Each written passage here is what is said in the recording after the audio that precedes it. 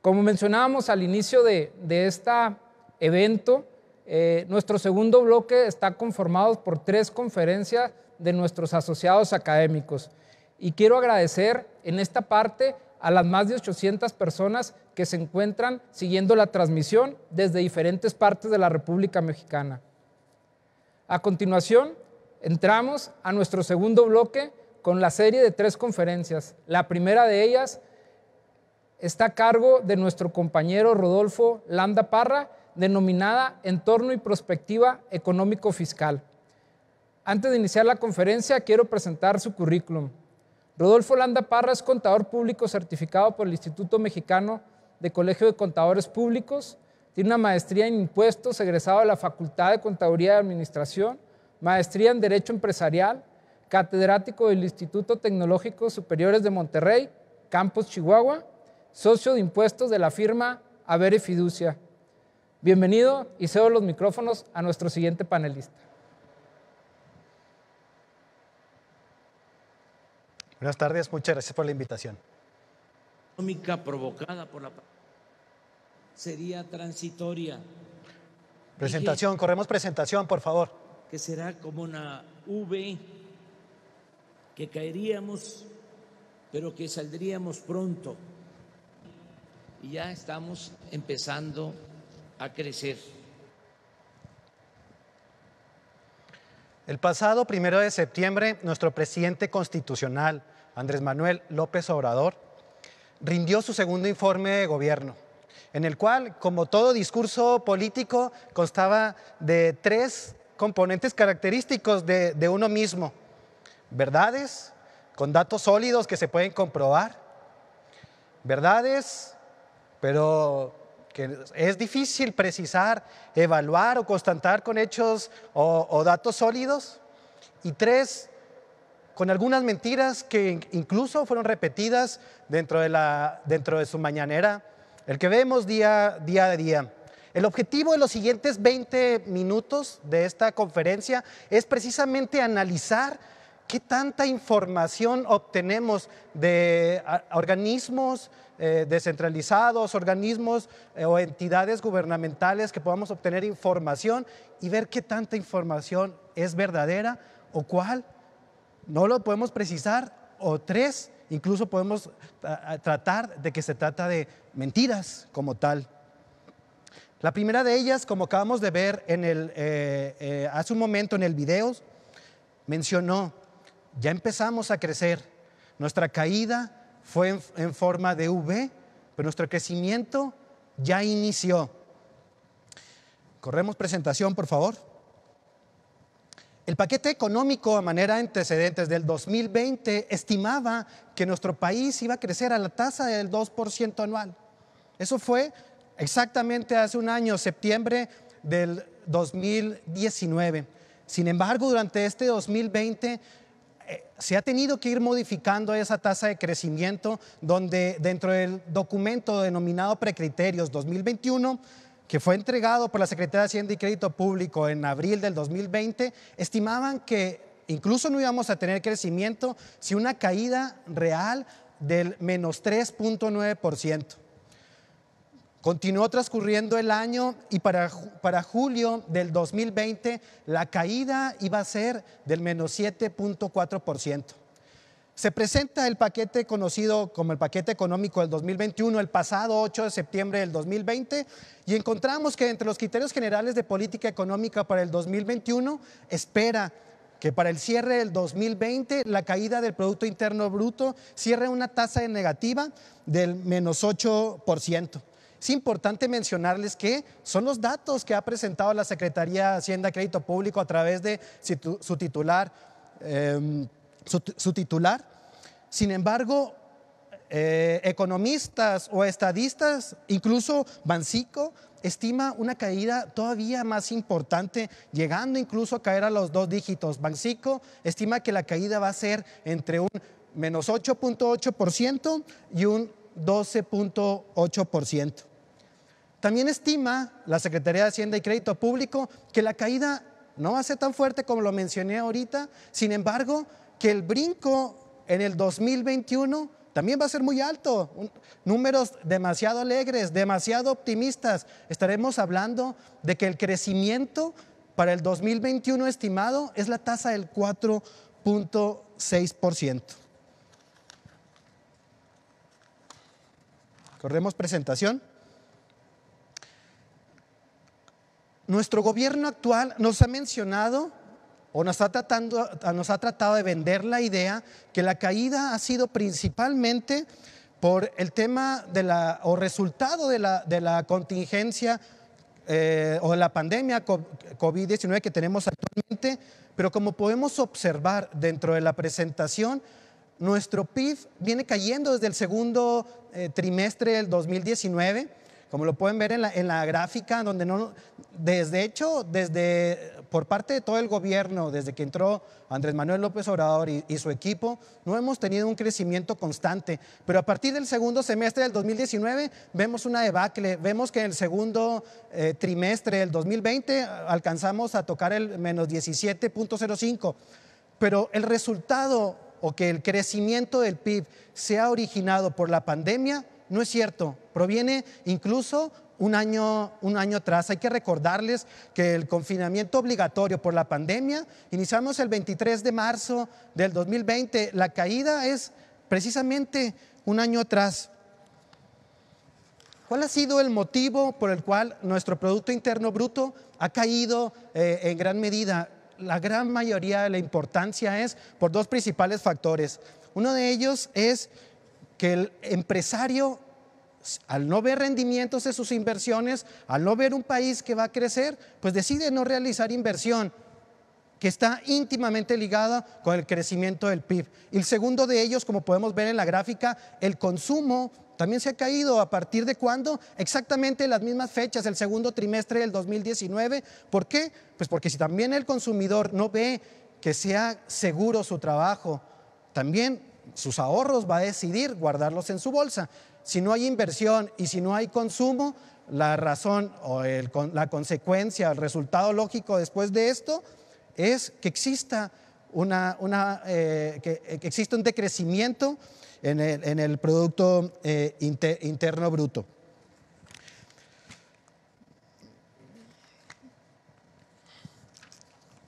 En este sentido, y lo que les he mencionado, acorde a los comportamientos que se ofrecen ahorita en el mercado, hablando de inversión y consumo, desafortunadamente no podremos esperar, primero, un crecimiento, como ya lo mencionó nuestro presidente constitucional. En este momento incluso continúa cayendo. ¿Hasta dónde? No sabemos, doble dígito, no sabemos hasta dónde va a llegar. Tendremos que esperar el cierre del ejercicio para eso.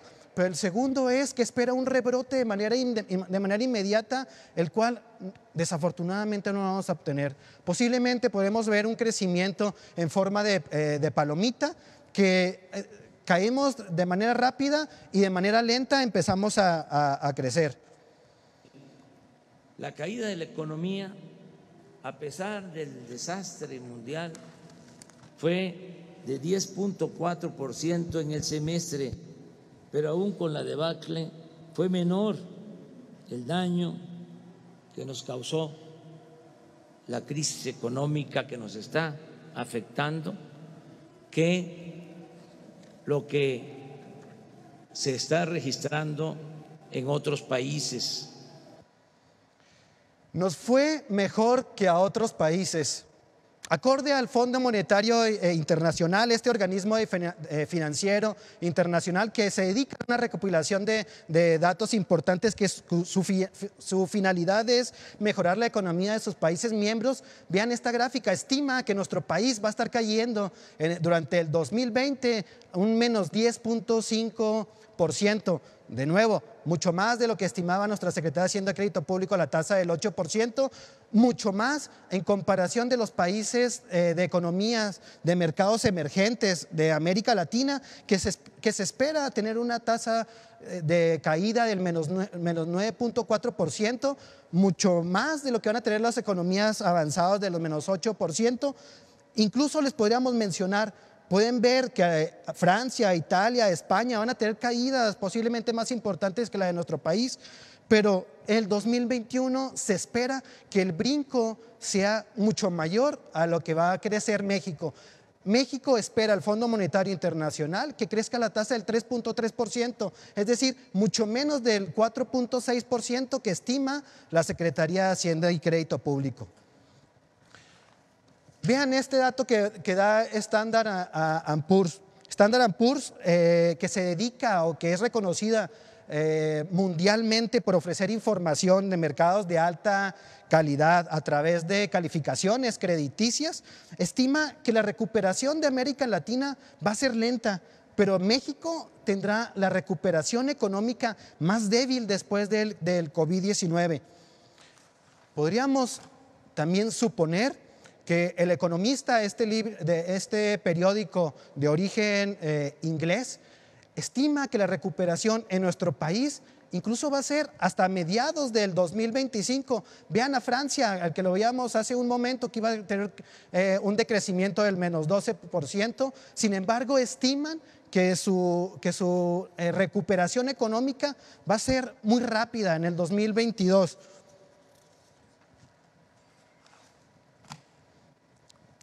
El licenciado Arturo Herrera, secretario de Hacienda y Crédito Público, incluso estima, o a través de mensajes de voz que fueron entregados a diputados de Morena, mencionó que en el 2021 México vivirá las crisis más fuertes desde el 1932.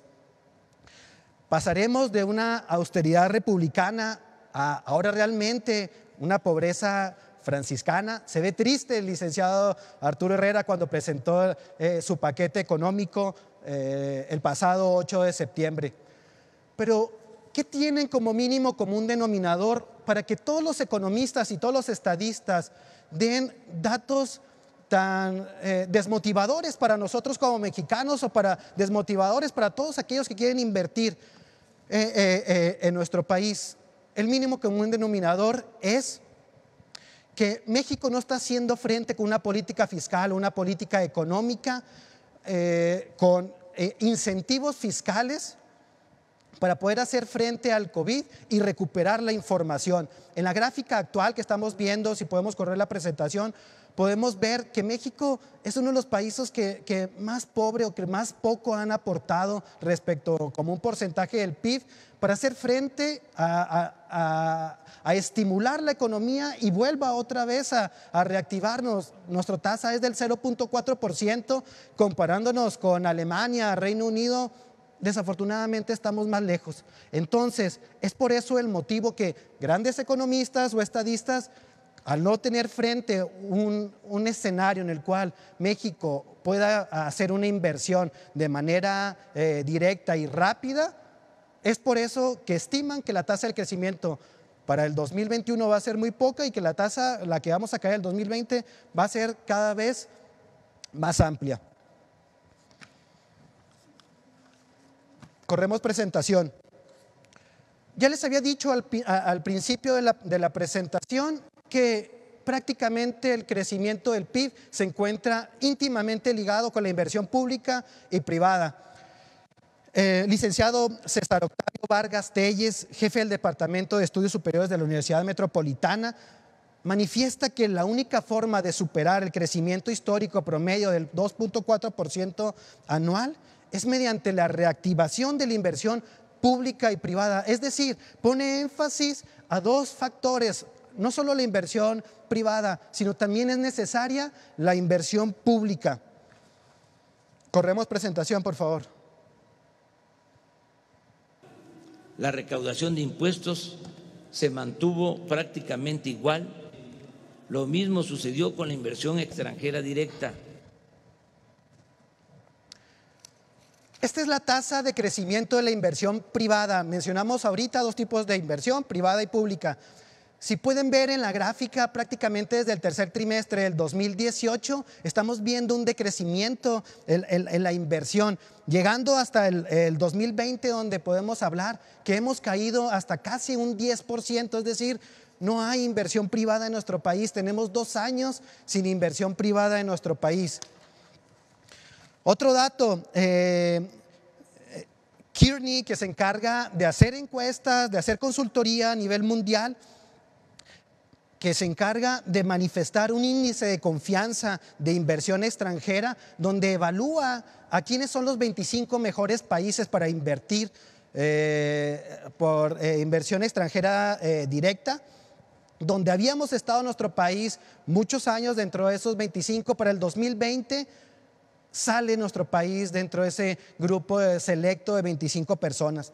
La razón principal que menciona este análisis que nos otorga Kearney para el 2020 es que nuestro país, nuestro gobierno de nuestro país ha cambiado las reglas, sobre todo en materia de política de energía eléctrica, así como que va a ejecutar inversiones en los que se espera una baja rentabilidad. Menciona a Dos Bocas, menciona al Tren Maya, menciona a Santa Lucía. Teníamos mucho tiempo formando parte de este grupo selecto de los 25. El año pasado estuvimos a la rayita porque fuimos el número 25. Hace 2 años estuvimos en el número 17, pero para el 2020 hemos salido de este grupo selecto. Y al respecto al cambio de reglas, también el embajador de Estados Unidos en México, Christopher Landau, también asegura que el cambio de reglas está espantando la inversión en México. Asegura que el gobierno mexicano ha dado señales preocupantes y desalentadoras para la inversión extranjera, sobre todo en el sector energético. Segunda opinión que acabamos de escuchar hace un momento. No es lo único.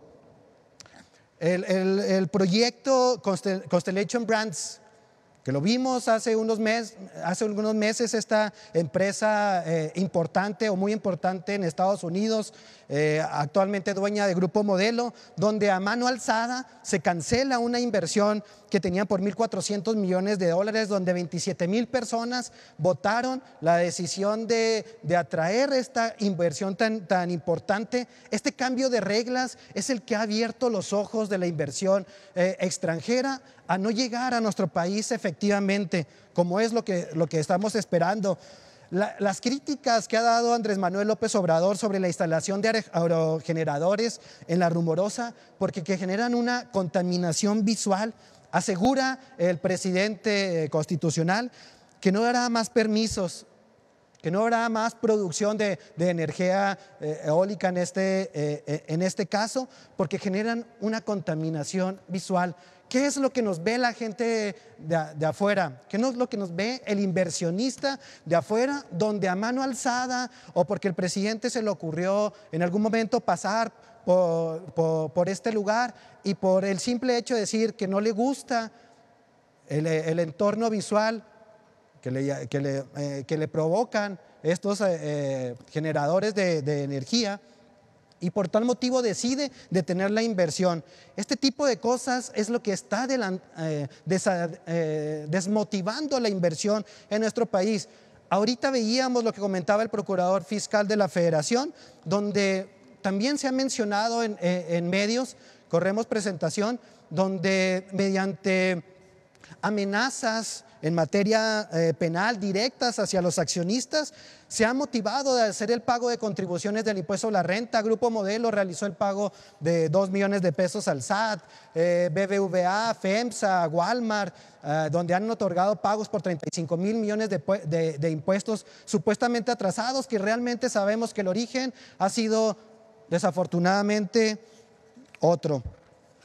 Este caso también donde la Asociación Internacional de Abogados dirige una carta al SAT y directamente al Procurador Fiscal de la Federación, donde amenazan abiertamente al Estado de Derecho por la forma en que están actuando, la forma en que están haciendo la fiscalización, donde el tocarle la puerta al accionista realmente no deben de ser los medios o no debe ser el medio apegado a todo derecho. Pero no todo está tan mal. Tenemos una economía en nuestro país que está formada por prácticamente 3 tratados muy importantes. El TEMEC, firmado el 1 de junio del 2020, el Tratado de la Unión Americana, que va a entrar en vigor el 1 de enero del 2021, y el Tratado Transpacífico. Con esto prácticamente tenemos una economía abierta, donde PricewaterhouseCoopers incluso menciona que una vez que existe esta problemática entre China y Estados Unidos, México puede quedar definitivamente muy bien posicionado. Hablamos de una reforma fiscal en el 2021, mencionábamos que es necesaria esta reforma fiscal para el 2021. ¿De qué manera? No incrementando los impuestos, sino exactamente todo lo contrario. Bajando la tasa del impuesto a la renta para hacernos un país como más competitivo y poder atraer la inversión hacia nuestro país. Mismo escenario sobre la tasa de crecimiento de la inversión pública. Véanlo, a partir del segundo trimestre del 2018 se cae la inversión hasta llegando a una tasa del menos 7.3. Actualmente estamos aplicando una política económica contracíclica desde 1929, donde en época de bajas placas o en época de crisis económica se debería usar el dinero ahorrado para el gasto público y disminuir los impuestos. Eso sería lo lógico, pero pareciera ser que estamos viendo una política económica totalmente lo contrario, una política económica procíclica, donde en épocas de vacas flacas se está reduciendo el gasto público y está aumentando los impuestos y las tasas de interés, aumentando los impuestos sobre todo tratándose de impuestos a la gasolina. Vámonos al último punto. La relación con los empresarios ha sido buena y respetuosa. A pesar de la crisis, la mayoría no despidió a sus empleados. Mentira, se despidió o ha disminuido el empleo el empleo formal desde que inició en 1 millón de empleados. Lo más importante de ellos, en esta gráfica pueden observar que la población económicamente activa de marzo a julio ha disminuido en un 4.8%. Pero se ha reactivado la población no económicamente activa en un 4.5%. ¿Qué significa esto? Que he corrido a gente que está de tiempo completo y lo he subcontratado de nueva manera, o bien se fueron a la economía informal el mismo importe. ¿Quién es la gente que más ha sufrido el desempleo? La de más bajos ingresos. Una buena noticia para los que vivimos al norte de la República es que el repunte del empleo se ha dado de manera incremental en la zona fronteriza norte a comparación con todos los demás. Encuesta internacional en donde se mide a los jefes de estados de los países. Estoy en segundo lugar mundial, y he caído con la pandemia 2 puntos. Bajo esto me reservo mis comentarios y termino mi conferencia manifestando que tenemos una justicia obesa, morbosa, inútil, siendo cargada por un pueblo miserable, desnutrido y sometido por completo, y les dejo la obra del escultor danés Jens Galchut, haciendo referencia al mismo. Apoyemos a México, cada quien de su propia trinchera. Muchas gracias.